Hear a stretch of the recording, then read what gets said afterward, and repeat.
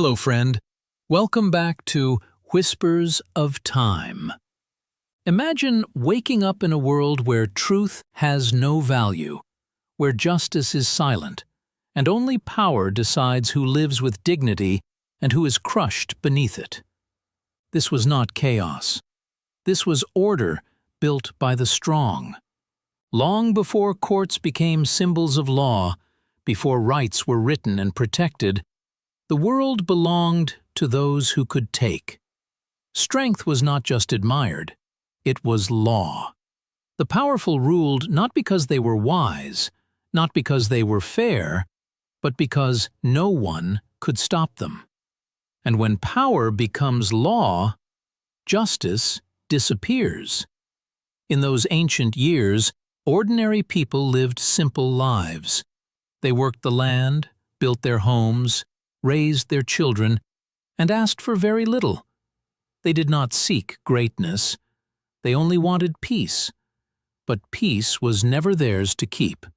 Above them stood the strong, landlords, warlords, men with weapons, gold, and men willing to obey them. They called themselves protectors of order. They claimed they kept peace. They claimed they defended stability. But what they truly protected was control. And control has always worn the mask of order. If a poor man lost his land, no one listened. If a weak family was robbed, no one cared. If someone cried for justice, they were not asked what was right. They were asked one question: who is stronger? That was the only law that mattered.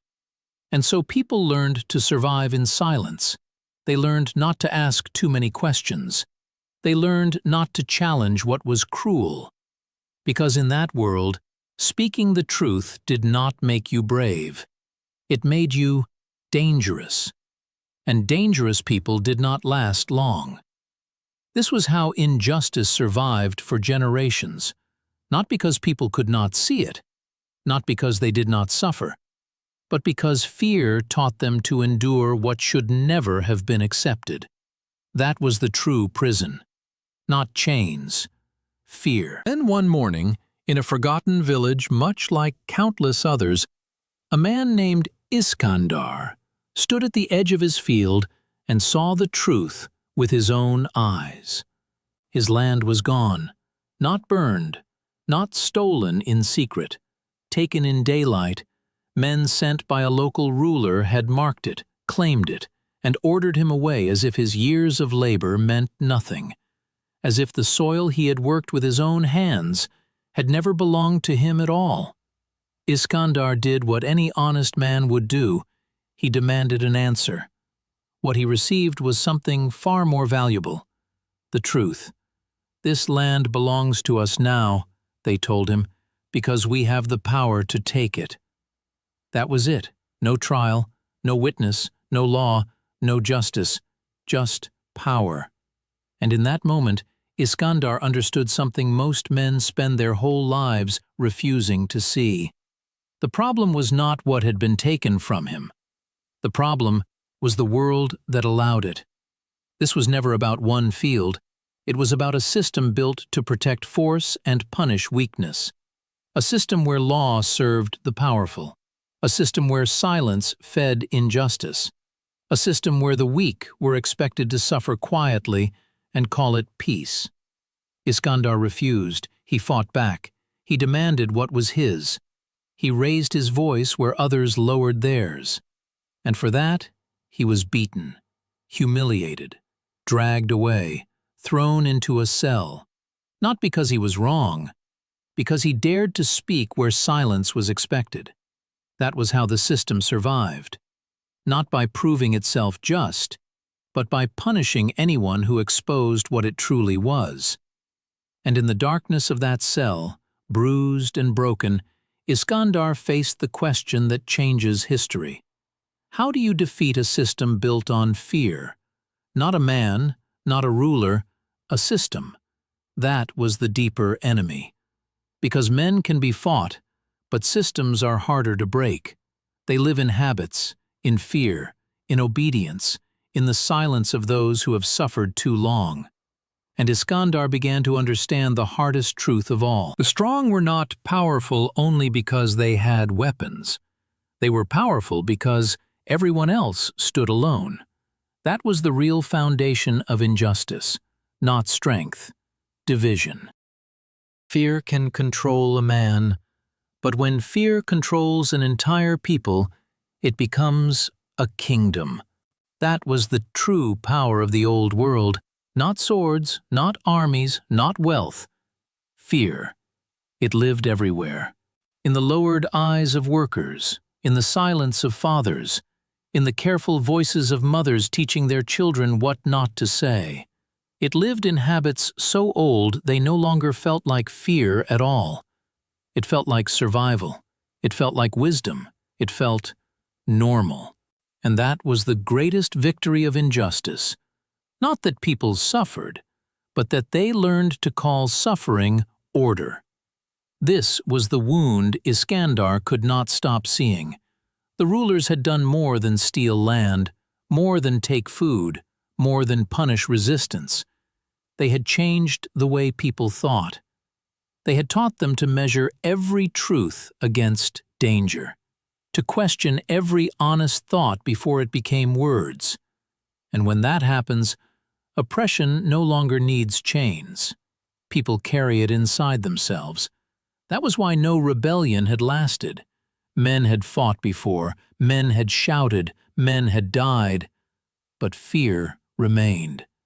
Because no one had yet fought the place where power truly lived. The mind. That was where Iskandar began. He did not call men to battle. He did not promise glory. He did not speak of revenge. He asked questions, quiet ones, dangerous ones. Questions do what force cannot. They make people think. And once people begin to think clearly, fear begins to lose its shape. So Iskandar moved slowly, not through crowds but through conversations, not through commands but through doubt. He sat beside workers at sunset and asked, "When did silence become wisdom?" He walked with farmers at dawn and asked, "When did fear begin to feel like peace?" He listened more than he spoke.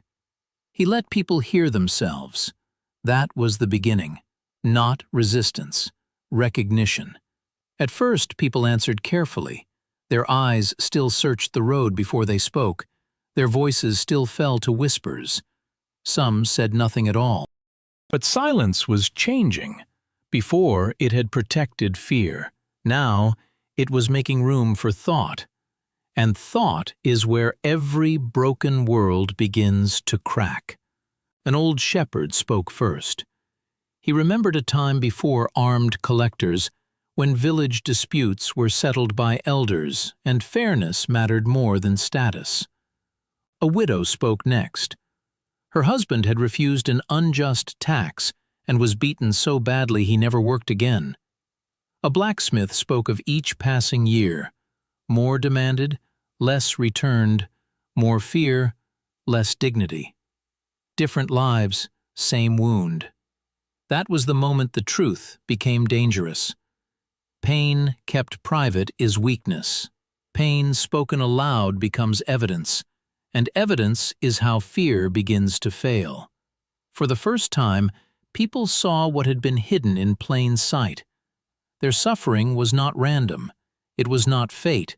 It was not the natural order of life. It was design. They had been taught to call exploitation stability. They had been taught to call fear peace. They had been taught to call obedience virtue. And once people can name the lie, they begin to loosen its grip. That was Iskandar's first real victory, not defiance. Clarity. No walls had fallen.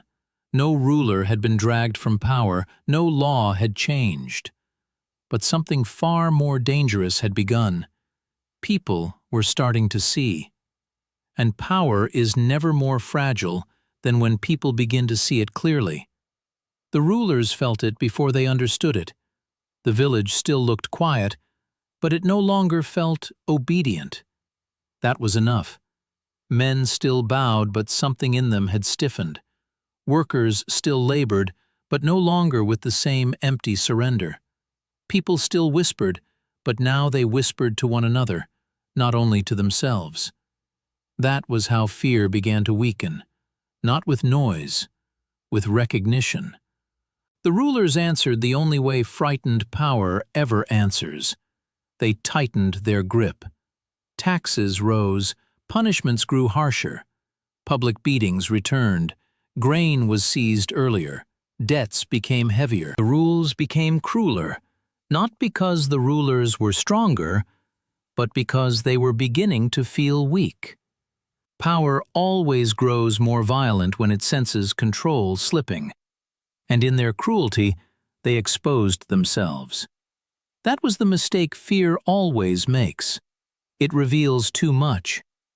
People began to understand what they had never dared to say aloud. A just order does not need terror. A fair system does not fear questions. Only the unjust must silence thought. That realization spread quietly, but it spread fast. The rulers were no longer seen as untouchable, not yet weak, but no longer sacred. That illusion was breaking. And once people stop seeing power as natural, they begin to ask the question every unjust system fears most. Why do we obey at all? Every unjust system survives on one illusion, that it cannot be changed. Once that illusion breaks, everything begins to move. By the time the rulers understood what was happening, the most dangerous change had already taken root.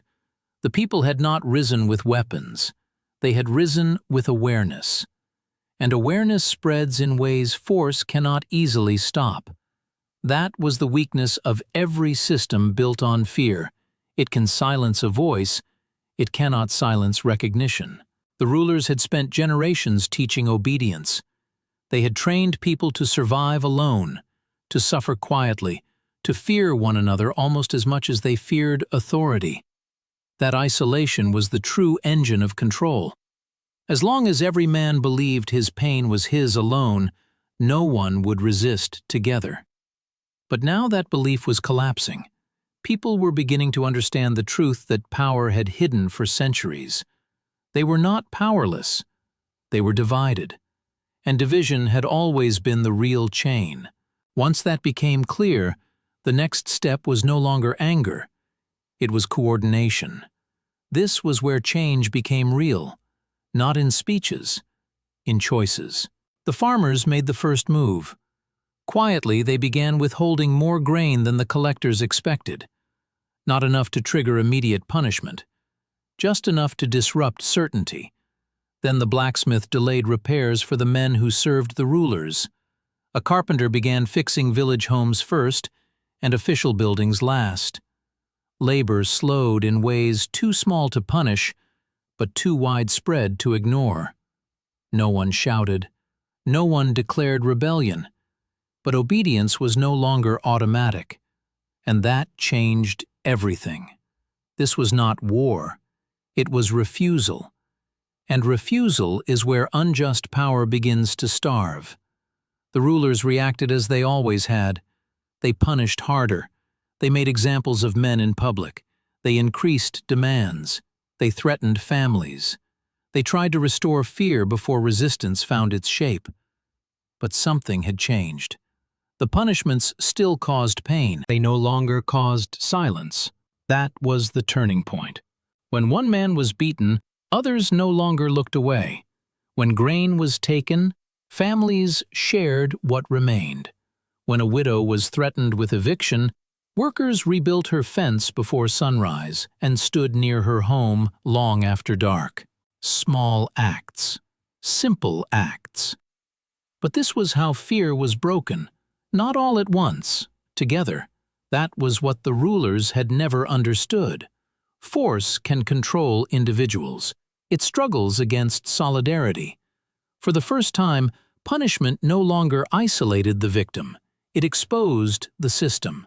Every act of cruelty became evidence. Every public beating became a public confession. Every injustice the rulers used to restore control only revealed more clearly what they truly were. Not guardians, predators. And once people stop fearing power and start recognizing it for what it is, obedience begins to collapse from the inside. This was the moment the old world began to fail. Not because the rulers lost their weapons, because they lost their legitimacy. That is the death of every unjust order, not when it is attacked, when it is no longer believed. Soon, even those closest to power began to hesitate. Guards carried out orders with less certainty. Messengers delayed. Collectors took less and asked more carefully. Men who once served without question had begun to sense the shift. Because power depends not only on fear below, but confidence above. And now, both were weakening. The rulers still had force, but force was all they had left, and force alone cannot hold a system together forever. Soon, what had once seemed impossible became visible. Village elders began settling disputes again, quietly at first, then openly. People brought conflicts to those they trusted, not those they feared. Shared agreements replaced imposed commands. Mutual protection replaced silent submission. This was how justice returned, not as revenge, as restoration. That was the great turning point history rarely explains clearly enough. The world did not change because better rulers suddenly appeared. It changed because ordinary people stopped feeding the system that oppressed them. That is how unjust power ends. Not when it is overpowered, when it is no longer obeyed. And this is the lesson the old world leaves behind. Justice was never born in palaces. It was rebuilt in the minds of ordinary people who finally understood that fear survives only where silence protects it. The strong once ruled because everyone believed they always would. Then people learned the truth. Power was never strongest when it was feared. It was strongest when it was accepted. And the moment people stopped accepting it, history changed.